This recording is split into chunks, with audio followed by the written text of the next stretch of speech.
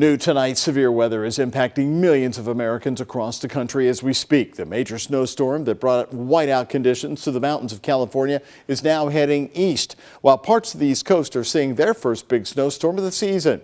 ABC brings us an update.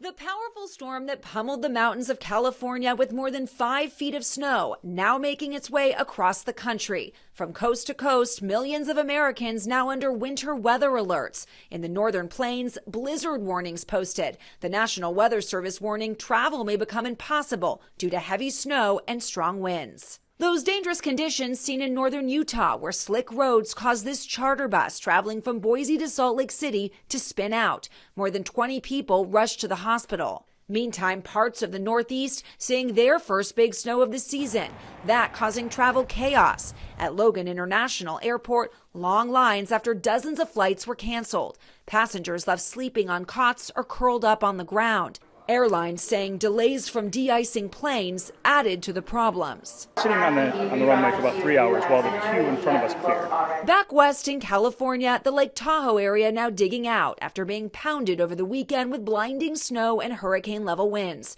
ABC's Mola Langhi in Truckee. The storm dumped a few feet of snow on the Lake Tahoe area, burying homes, knocking out power lines, canceling schools.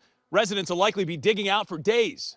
At nearby Donner Pass, Union Pacific plow trains now rushing to clear the tracks.